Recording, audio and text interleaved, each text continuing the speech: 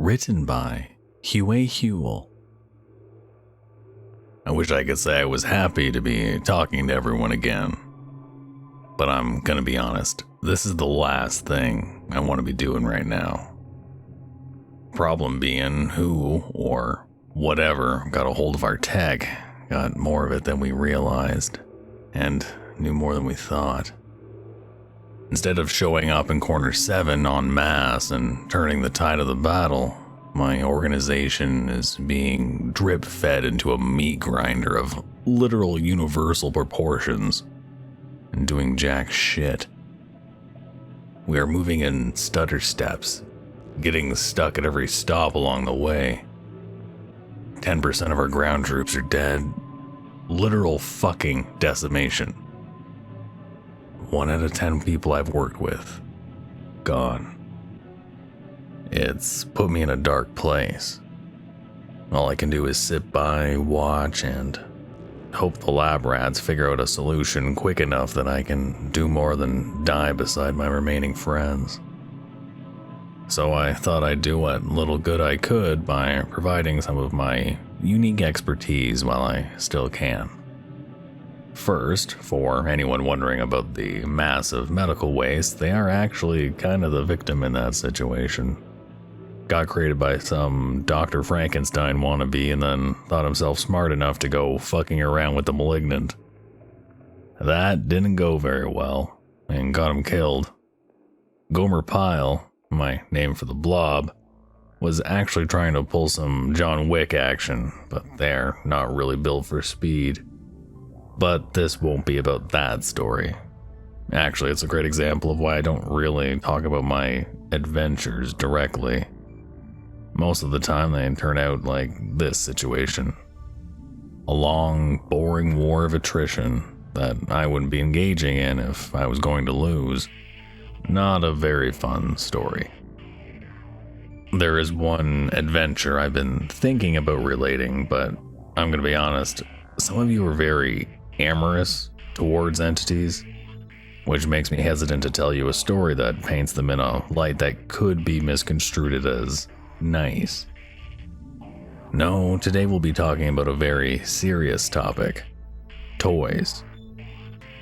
Not a hot take, but folks tend to overlook these Hasbro-themed oddities when thinking about what kind of things can truly fuck up your life.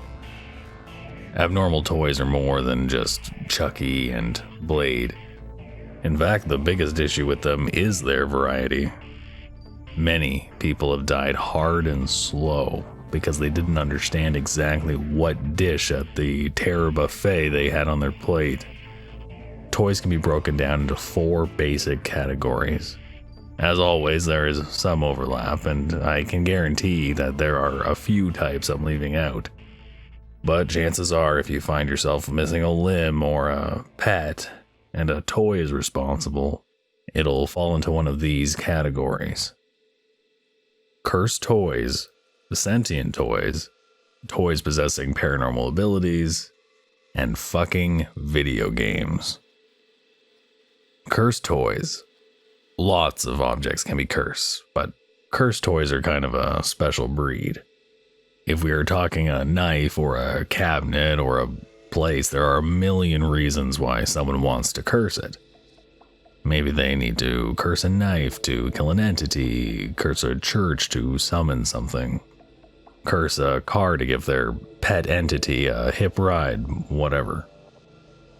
Toys, on the other hand, only get cursed for one reason. Someone is a sad, violent, cruel asshole that wants to cause as much trauma as they can without getting caught. A cursed toy is basically the supernatural equivalent of an IED. Touchy, dangerous, and designed in such a way that disabling them is as hard as possible. Depending on how far down the rabbit hole the psycho that created it is, you could be experiencing anything from constant colds to family members dropping dead for no reason. No matter what, you are going to want to take care of this ASAP. Half the time, this is as simple as tossing it in a dump or burning the thing. But if the guy or gal who made this knew what they were doing, neither of those are going to be happening. At this point, you have two options. Option 1 is to break the curse. Just like a bomb, your curse is going to have a way to make it inert. This is likely to be an extremely esoteric task, and unless you were dealing with something at least a few decades old, have fun getting that information any traditional way. This is the point where I hope you've been paying attention, because your best way is to find an entity willing to help. You see, curses to them are nothing, like the entity equivalent of an angry email. Get bad service, pay with a cursed coin. Friend drank the last soul mead, leave a cursed glass at his place. Things like that. They have an innate ability to figure them out, pretty much regardless of type. Just don't get ripped off. You are asking for a favor on par with bumming a cigarette, really. Your left arm might seem like a great deal to stop your family members from dying, but if you can find an entity that is that much of an asshole, you can find one that's a little nicer. Best plan is to take it to the flea market. Likely you can find something there that can essentially strip the curse for parts.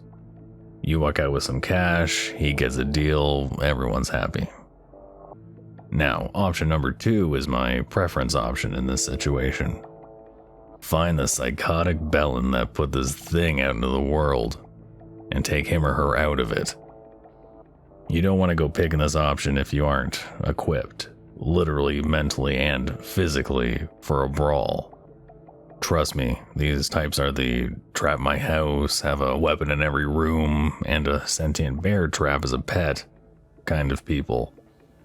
But if you're armed for bear, it's usually easy to track them down and do the world a big favor. Show no mercy. Remember, these guys basically made a landmine that targets kids. And if they get the upper hand, you'll know exactly what kind of sick bastard it takes to do that. Number 2, sentient toys. Most sentient toys are essentially to golems what gas station knives are to old hickory. I'm aware that's my second dip into that well, but knife collecting was my hobby before this was my career. If you don't get that reference, I'm talking something that looks very cool but is impractical as hell. Unlike cursed toys, they won't be immune to anything, and only about as strong as a big grown man. Often the makers put layers of steel and epoxy on the inside, but at the end of the day, once you remove about 80% of its mass, it's going to collapse into a harmless pile. Have fun with it. Leverage is a wonderful thing. You won't be missing more than a finger in a straight up brawl if you keep your cool. Don't let it run, don't let it hide, and if it feels pain, use that to figure out who sent it after you or your family. The real problem, though, are rage moths. We don't know where they come from, but they're tiny red and gray moths.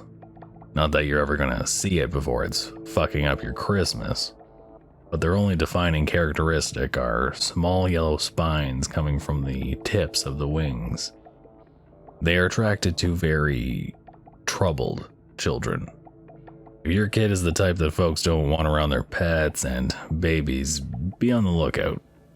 They infest one of the child's toys and start to spin a network of tendons and nerves on the inside. They're smart as any person and will develop a relationship with the child, often claiming to be the real version of the character depicted in the toy. They then proceed to siphon off all the rage, hatred, and mental issues of the child. The kid will go from Rosemary's Baby to Beaver Cleaver in a few months. During this time, the kid will be convinced to hide the toy away from others.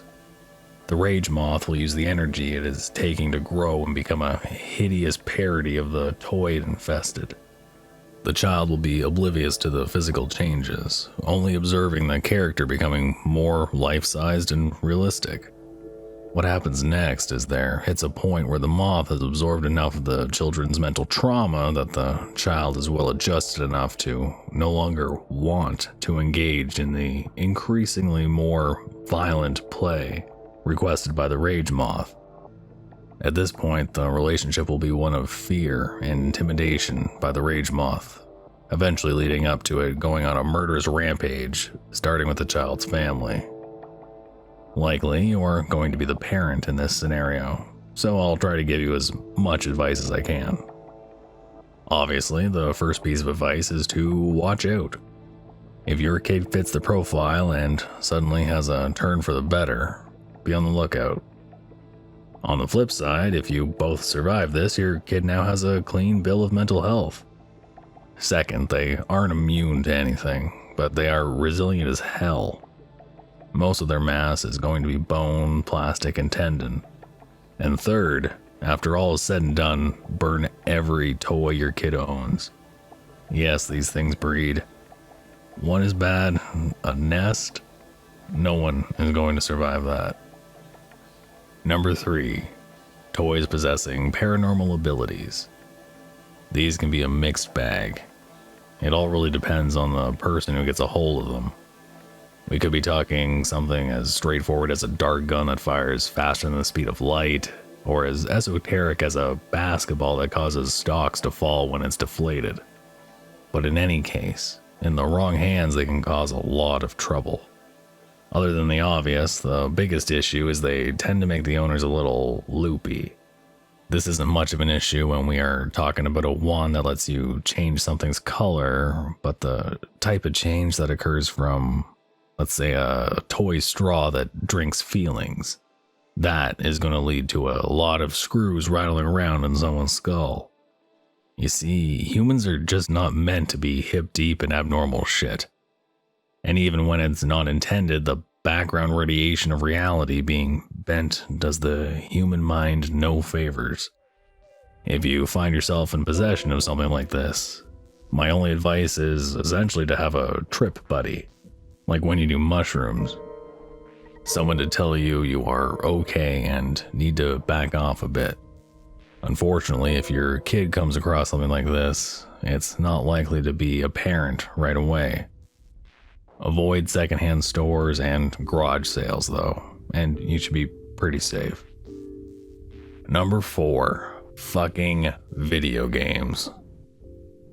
I'm not anti-video game as a rule, but I can't help but think that if they didn't take off so much, they wouldn't be able to cause so many problems when the supernatural gets involved.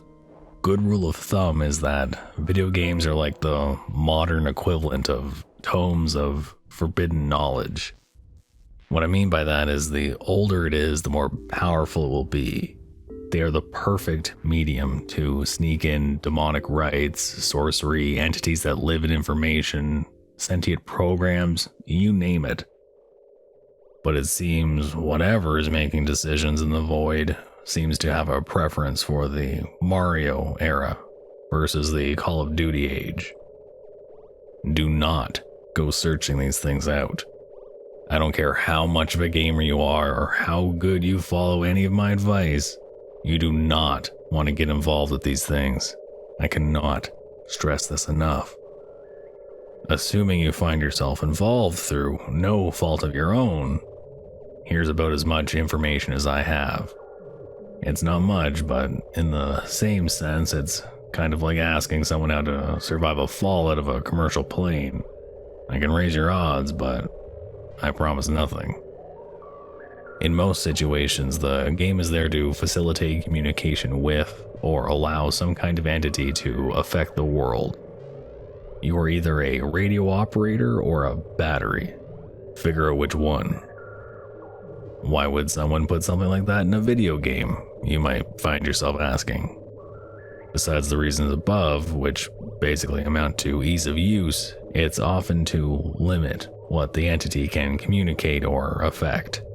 No one goes through the trouble of learning programming, then learning the ins and outs of weaving that with the paranormal to contact the supernatural equivalent of a gas station clerk. No.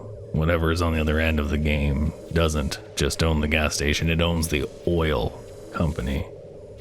You're gonna have to figure out the rules as quickly as you can. Experiment early. Trust me when I say these games are going to have the highest difficulty curve you've ever seen. That first level is there to lull you into a false sense of security. After that, it's going to be hell. You might get hurt when the character does, your body could change with power-ups, maybe entities from the game show up in your home. Figure it out.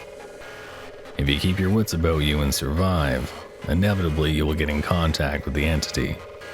This could be as simple as a text box, or as complicated as a series of Zener cards equating to specific statements. Don't be afraid to tell it you are in over your head. This thing doesn't want to be dealing with you. It wants to get in control of a twisted lab, or get some wannabe sorcerer to drain. You are barely worth the effort of eating. It's likely to make a deal with you. Usually one task, always extremely distasteful. I don't care how bad it is, it's going to be better than the alternative. The alternative is always a brutal slog through the rest of the twisted game. See, if you were part of the group who made this, you'd know what to do. You would have been intimately involved in its creation and know exactly what advantages and disadvantages you have. But you are not. You got this from a garage sale or pawn shop. Passed from person to person, long since removed from anyone who could play it as intended. Your chances of stumbling through this alive are basically zero. Take the deal. Well, that's all I have to say on the topic of toys. One more thing before I go, though. If you find yourself in a forest in southern Ontario, and you hear a noise like shifting grass coming from all directions, pick a direction and run. Gomer is personable when he's full, but if he's hungry, all bets are off. Stay safe, and I hope I don't have enough time to talk to you again. Andrew McCrae. Thank you for listening. You can probably handle another horror story, right?